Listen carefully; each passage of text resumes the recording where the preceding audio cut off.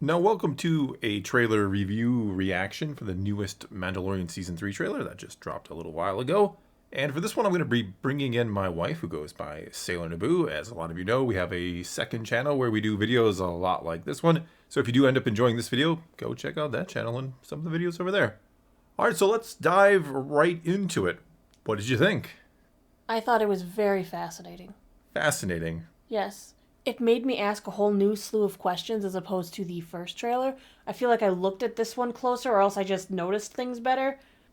But I'm very excited because I feel like there's some questions from the earlier seasons that could get answered in this season, and that is awesome. Yeah, there were a lot of things that maybe relate back to earlier things, especially with a Pershing, Dr. Pershing, who we've kind of been, what's going on with this guy? What is he actually trying to do with Grogu or his blood? What are his motivations? We see in Why is he important to the New Republic? Yeah, we see in season 2 in the final episode of season 2 when they're kind of being held hostage by he's not really being held hostage. He was with them, but the Imperials kind of hold the gun to his head and is like, "Do you know how important this guy is to the New Republic?" And potentially he is now kind of Operation Paperclip style for those who know World War II history, where some of the Germans came to work for the Americans after the war. Some scientists, possibly he's now working for the New Republic. Possibly. The trailer did give that hint as he is scot-free, it looks like, in Coruscant. It does. He's kind of, which was cool to see. We see Coruscant. I've kind of been saying I would like to see a little bit more in this series, a little broader view of the galaxy from time to time. We assume it's Coruscant. It could be any city planet. Could be Hosnian Prime, but it's 100% Coruscant. It's got to be Coruscant. I was excited that we're going back to a location we have not seen so long. Well, we see it in Andor, and it's really cool to see in Andor. And so I think there could be... But now we're seeing it after the war. Yeah, we are seeing post-galactic Civil War. Yeah, it's really cool to go back there. Yeah, we got, of course, prequel Coruscant. We get now Andor Coruscant. And here we are, what the New Republic will do with Coruscant after Palpatine and his buddies are gone. After we cleaned house, I suppose. Yeah. All right, we'll try and go through the rest of the trailer more or less in order-ish. We kind of have a tendency, I guess, of jumping around a little. Being a little random. I was interested that we're seeing another group of Mandalorians. That almost appear... I mean, we've kind of seen them before. We've seen Mando with them before. You almost get the sense that he is their leader. I mean, he does have the Darksaber, right? Well, he's bringing them together for reasons unknown. Yeah, we got a hodgepodge collection of, colors there. Remember in the first trailer, he's talking to Bo-Katan in the throne room, I believe? Yeah. And he is getting, blamed for why the Mandalorians are all splintered because she says it's the fault of his cult. Yeah, and we also hear him talk in this trailer about how they're kind of scattered throughout the stars. So is this him trying to bring them together? Are we trying to reunite Mandalorians back on Mandalore, perhaps? Which is a wasteland after the Night of a Thousand Tears. As we saw in Book of Boba Fett, we saw the kind of Terminator-style bombing of their planet. Yeah, it was frightening. Yeah, it was like straight out of Terminator. It looked just like it with the droids or the robots, kind of the burning scene in cities, yeah. What else we found interesting is it looks like Mando is going back to his roots. It looks like this could be a spruced up looking Navarro, right? I think it is Navarro. You can see there's a shot of him coming in. It's got those charcoal looking mountains. The dirt is the same. You walk into town and there's that cobblestone, which looks freshly new and repaired.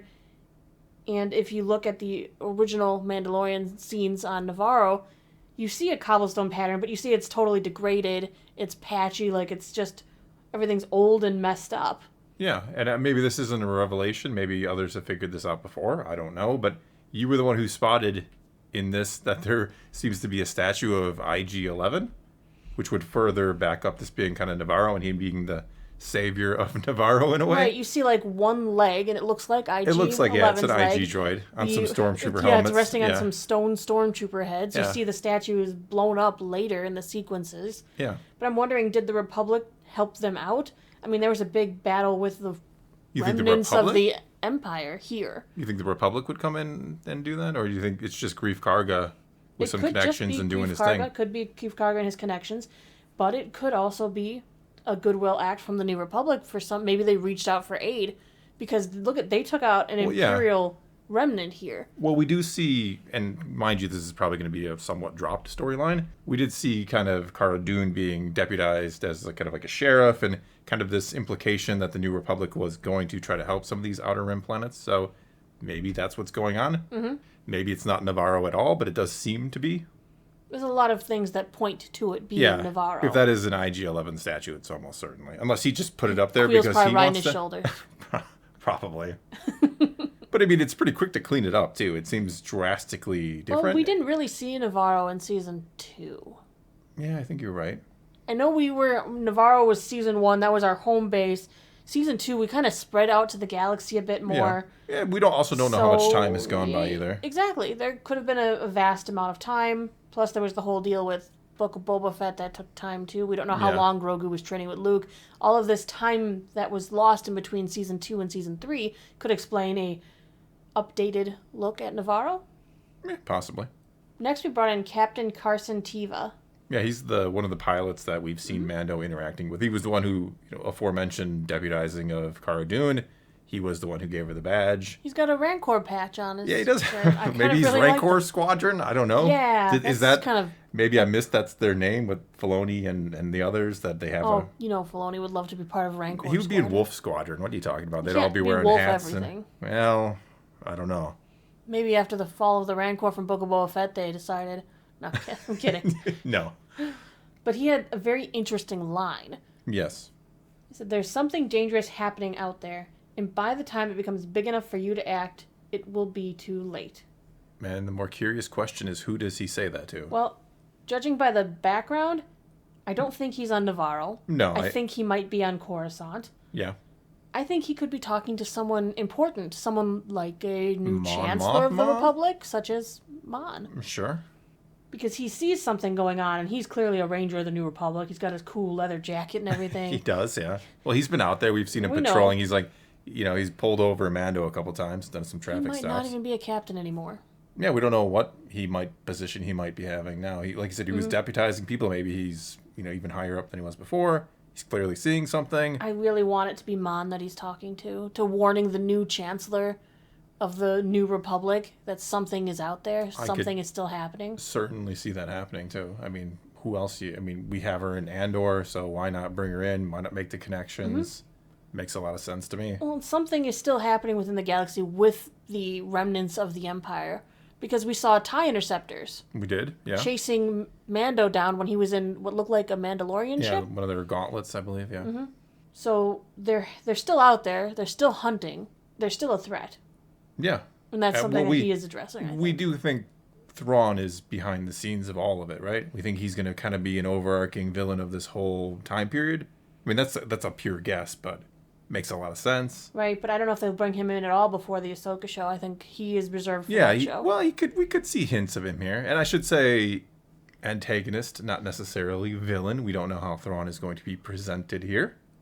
Thrawn does as Thrawn sees best. He's a beast. We also again see one of the domed cities on Mandalore kind of destroyed. Again, the Night of 1,000 Tears probably did this. Mando was going back to try and cleanse himself to be worthy of being a Mandalorian again. Yeah.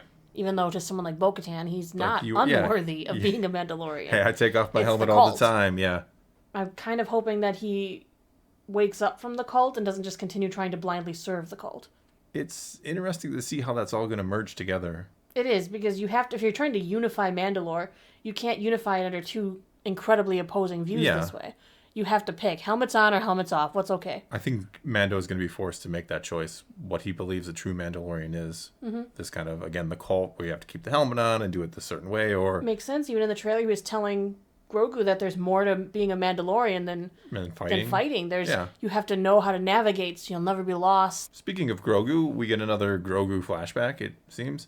Kind of ties into the one we see in Book of Boba Fett with the Jedi Temple. It's a little different. Slightly different, but it's the same Jedi, it looks like. One of the Jedi is definitely the same, but in the Book of Boba Fett, the other two Jedi that it shows have the hoods up, whereas in this shot, there are a total of 4 Jedi, and I don't think any of them have their hoods up. They're wearing their robes. Maybe in the middle of fighting, they pull their hoods stopped up. and put their hoods up. Makes complete sense. They're going to bust through the doors. Quick! Hoods up, everyone! Hoods up! Get your helmets on, or the equivalent. Those are our helmets. We still don't know what those Jedi were all defending. Was it solely Grogu? Was there more in that room? What's more the younglings? deal? Will we know who more? Knows? Were they specifically guarding Grogu because he is very important?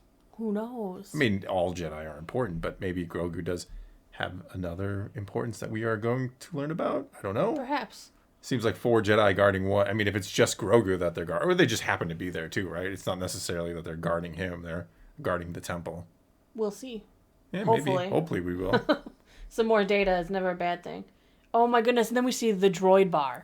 Yes. I'm sorry, the droid bar excited me. Yes. There's some old I love how they all B1s look like. in there. AP5 types. Yeah. Oh, Astromech. Clearly a kind of a callback to episode 4. Hey, your droids aren't allowed here. We don't serve their kind here. Now it's going to be the because one even biologicals pulls are up not a allowed little here. zap prod like, you Yeah. don't belong here, Mando. And it's always nice that we know Mando doesn't like droids, so... I think he's more okay with them now. the IG-11 I mean, thing. clearly he's he gone. has like a, what does it look like an R5 unit is in his ship now. Did he fill the slot? Melly I didn't Potts even notice. put one in there. Oh, yeah, okay. Mm-hmm. So he has a droid in his ship, which was supposed to be the Grogu pod, and I guess it's not anymore. That is an R5D4, isn't it? I don't know if it's that one in particular. Well, he was on Tatooine. Yeah, let's say it is then. I'm pretty sure it is. I think we Probably. kind of He's saw got the it. red stripe on his Yeah, head. I think I even went and kind of looked and kind of compared and said, yeah, that is more than likely the R5D4. He gets around. Yeah. He's a busy droid. He's got a lot going on. Mando must have gone back there because he needed the droid installed, and she does know the ship. Yeah. Then we have what looks to be the Battle of Navarro. Yeah, it seems like the Mandalorians are coming to kick out some ruffians, some thugs. It does look that way. Some Niktos or Weakways. Yeah, there's or... like a gang of possibly pirate-looking fellows. And the Mandalorians airdrop in because the battle's already going on before the Mandalorians airdrop. Yeah, we can kind of see So some I'm going to go with commotion on the ground. Mandalorians are the good guys because it was hard to tell at first. Yeah, well, it's interesting because that's Paz Vizsla, who Leading we the know charge. is not kind of buddy-buddy right now with Mando. But still, this was their home. Yeah. And if for some reason Grief Karga invited the covert back to, the covert back to be safe here. Yeah, maybe. But they did wreck the statue because all you can see are the 2 spikes where you know that the legs must have been positioned. I was very disappointed that the statue got wrecked and I haven't even gotten to see it yet. But I think you've predicted something that is going to happen in that episode, though. I think we will see the statue get wrecked in that episode. Mm-hmm. And then you saw Babu Frick and his friend. Yeah. They have stuff. a droid shop, which is probably the same place the droid bar is. Could be. Maybe they run the droid bar? I don't know. I don't know. I don't know. There's Lots of possibilities. Just having a callback of having those little guys in there, little Babu Fricks. Yeah, a lot of people really love Babu Frick. Well, it's just interesting to see that species in the galaxy in No, more there's examples. more than one of them. They're not trying It's to not Yoda a- us, and it's like It's there's not only another one. Yoda. Yes, he is the only one. I wonder what his species is all about. No. And on Mandalore, it looks like Grogu runs into a new friend. Yeah, and he handles his business. He handles his business. It looks like his new friend there is holding some sort of green crystal. Yeah. Because when Grogu pushes him out, he drops it. So Some I kind wonder of what key he found. Or who knows? Could What be if it's anything. Kyber? That's a big chunk of Kyber. Well, they did glass a planet, though. It could just be a piece of the planet, I guess. Could be But literal the whole- glass. It's just Mandalore. I mean, this is near the caves, the glowing water. Who knows what? Yeah, it's radioactive. Probably should get out of there. No, it's so you can build a lightsaber. Well, that's a big light. He can build a Death Star with that thing. Well, not exactly, but But he is fighting some sort of interesting alien that Yeah. I don't recognize as seeing before. Kicks its butt, and that's how we leave that. yeah, and I'm sure there's probably 50 to 100 other things we missed in there, but That's just the stuff that we really Yeah. tried to pay attention to. I mean, overall, a good trailer gets you excited, I think. I mean, that's the whole point of the trailer, not to sit here and analyze things that may or may not be kind of out of context just to get you excited. But it does its job. I'll say that for sure. I think Mando is that one show that all Star Wars fans, or the vast majority, still enjoy and have hope for. So it's good to get this back. But yeah, this was a good, solid trailer. I agree. I'm excited to see if they're going to give us any more trailers. I mean, we have like 43 days to go. Maybe another one. A lot of the times they'll do those commercials leading Oh, up the to them, the little little like teasies? half hour. Half-hour commercials. The little they You mean call it episodes. Yeah. Now the little 30-second kind of clips which are mainly just trailer stuff, or maybe they'll give you 2 seconds of new footage. I could see some of those. I don't know about a third trailer, but you're right. It is kind of early yet. We still have It plenty is. of time. There's plenty of time, and we've got to get that hype train going. I mean, it's going. I'm aboard. I'm up there with the engineer tooting the whistle. I'm ready for this. Okay, then. All right, well, now it's your turn to tell us if you are aboard the hype train. What did you think of this newest trailer? Tell us maybe something you saw that we missed or that you think is interesting. Whatever the case may be, leave your comments below. let's talk some Star Wars. And if you enjoyed this video, and you probably did if you made it this far, do check out our channel together. A link to it will be in the description below. It'll probably pop up on your screen too. And so until next time, thanks for watching.